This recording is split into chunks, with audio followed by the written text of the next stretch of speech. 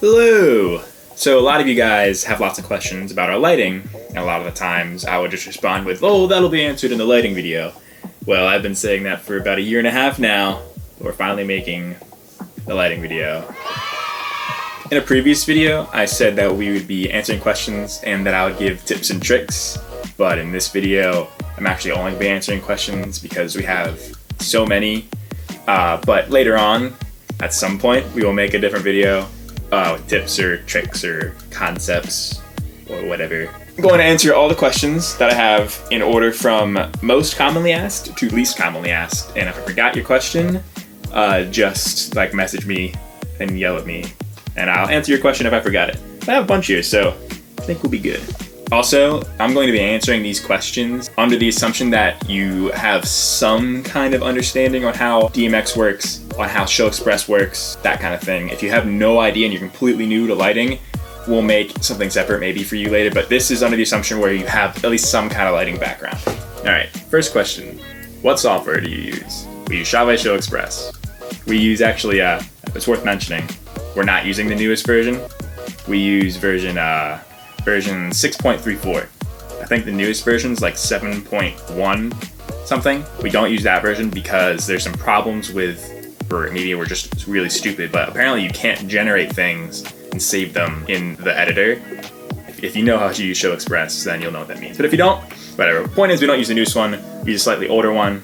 So there you go. Next question, what lighting controller are you using? We've used a lot of lighting controllers in the past, and this has been asked over all of our videos. When we first started, if you look back at the video of the Winter Formal recap, not many people have watched that, but it's there on our channel. That one we were just using a computer keyboard, and we just mapped some scenes to like the keys. Then after that, we used the Akai APC 40 Mark I, but that was Isaac's, you've seen him in our videos. Then after that, we were using this guy a lot. This is the DJ Tech Tools MIDI Fighter Classic. You can't buy the Classic anymore, but you can buy like newer versions. So there you go for that. Now we are using the Akai APC Mini. This is like their new kind of thing. It replaced the APC 20. So here you go. That's the MIDI controllers we're using. How do you use such and such MIDI controller as a DMX controller in ShowXpress? It's really easy. All you have to do is first, of course, plug in your MIDI controller to the computer running ShowXpress. Then, in ShowXpress, in your control board, you right-click anywhere that there's an empty space. You click DMX MIDI patch. This only applies, by the way, to version 6.4, whatever we're using. I don't know if it's the same in the new one, so be aware of that.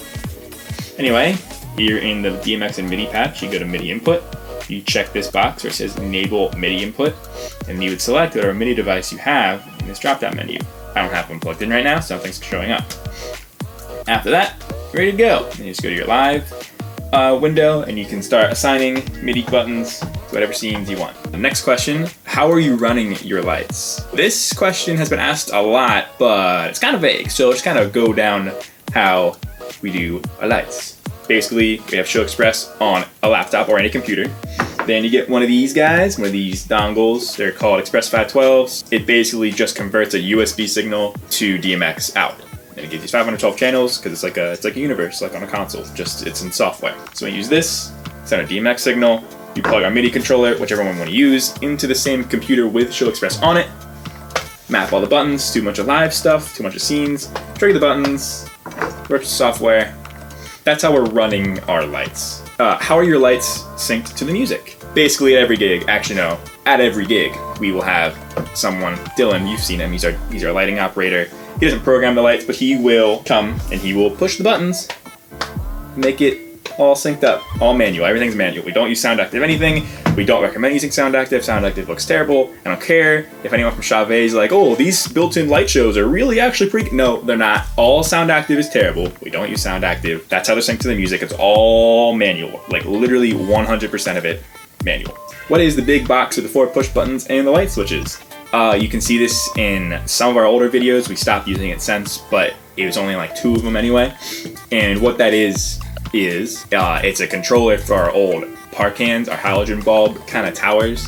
You can see those in that video too. All it would do is the buttons would make the lights flash, the switches would make the lights stay on. It had some knobs you could use to control the brightness of it. It was really just old, and we used it to control our first DJ lights. We've since stopped using it, but popular question, there you go. It was completely analog, no DMX. It was literally like, you know. They use light dimmers Yeah, and switches. yeah. They can probably hear you say that. Next question is, where do you buy your lights? This really varies. I mean, the place we've gotten pretty much all our lights is idjnow.com. They're great. We contact one of the sales reps for his name right now, but we email him directly. He gets us great deals on all our stuff. They do great deals. If you just email their sales reps, they will help you out. They're the best. That's where we get our lights. The next question, are you playing with scenes or do you make it live? We're playing with scenes. We will program however many scenes or movements or colors, whatever we want, and then we will save those scenes in ShowXpress and trigger them on our MIDI controller.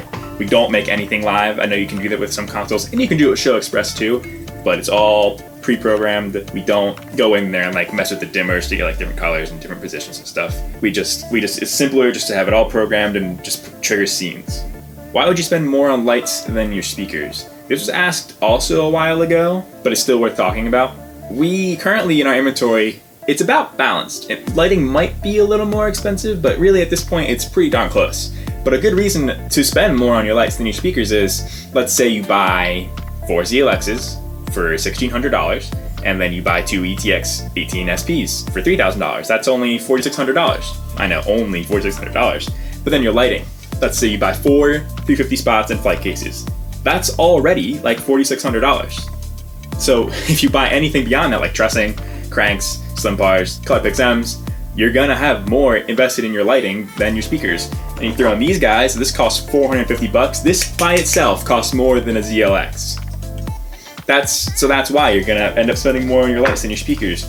Next question is, what lights are you using? This has also changed from gig to gig, but currently we are using, for our small setup, our most popular setup, 13 Slimpar 38s, 2 350 spots, and 2 color XMs.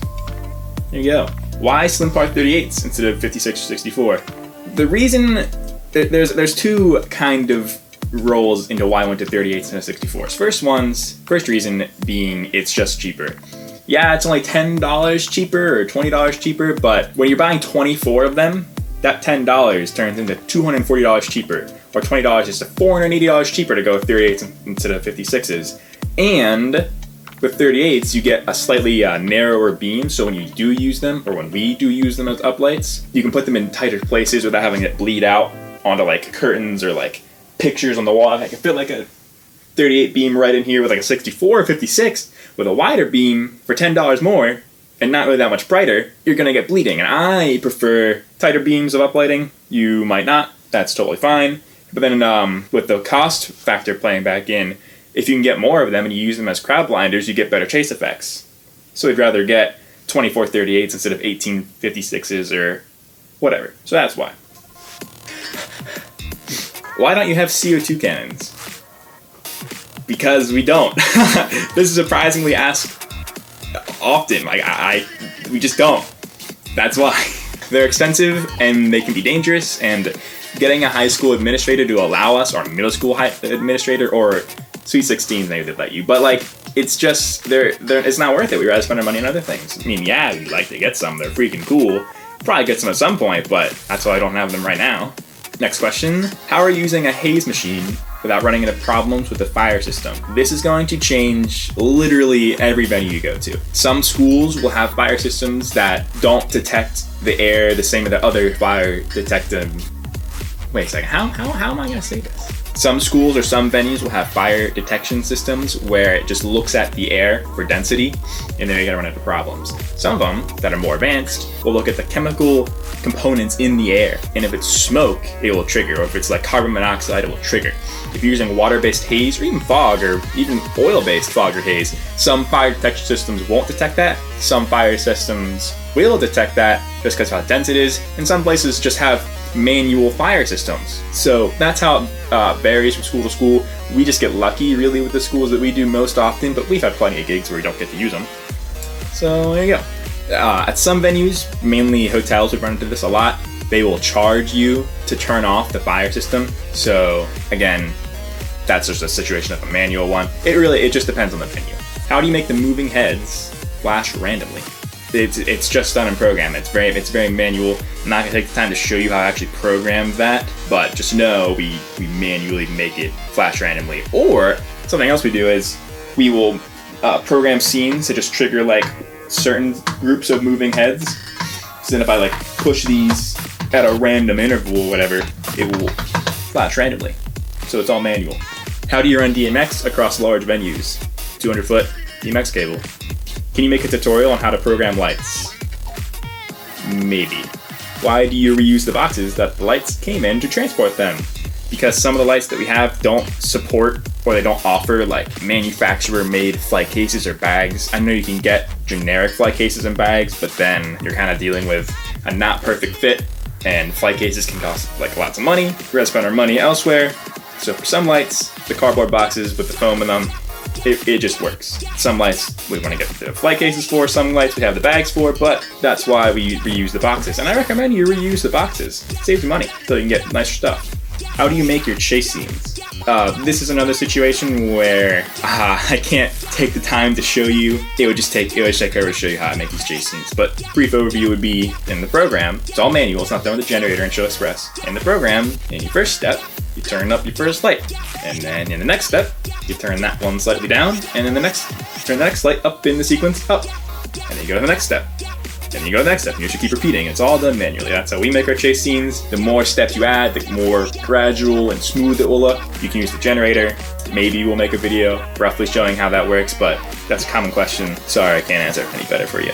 How long does it take you to program? Probably about 2 days, maybe 3 if I'm slow with it, maybe 1 if I'm really fast with it. It doesn't vary from gig to gig. It doesn't vary from how sized your rig is. If it's a huge rig, the concepts apply. I'm gonna make scenes to change the colors. I'm gonna make scenes for movements. I'm gonna make scenes for strobes. I'm gonna make scenes for manual. If I have a tiny rig, it's the same thing. Just it doesn't matter. Sure, with a bigger rig, you can take the time to do more intricate things, but generally that's only gonna add like an hour onto your time. So anywhere between 1 and 3 days.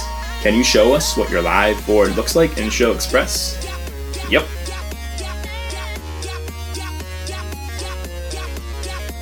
Can you explain why it's set up that way? Kind of. It's basically just set up so that we have 4 quadrants of 16. So you go 4x4, 4x4, you know, top corner left, top corner right, bottom corner left, bottom corner right, and we just group them according to the quadrant. There's no real other reason to it. That's just why it's set up that way. Can you explain what each button does? No, I'm not gonna take the time to do that. But if you go back and you pause the video where we showed that in the screen, you can read it and you can probably figure out what most of them do. But I'm not gonna go through the whole thing. Favorite light? Playback Mythos. You need better wire management. Yes, we do. Okay, so that was all the general questions, and I know some of you are thinking, wait, I asked this question, and he said he was going to answer it in the lighting video, but he didn't answer it. Why didn't you answer it, Doug? Because you, good sir, asked a question that is long and requires a lot of explanation. So for those questions, like, what are some good cheap lights? I'm not going to sit here for 5 minutes and talk to you about lights. That's going to take up way too much time in this video. Or easiest way to program a small light show that is easier to understand and set up for mobile use.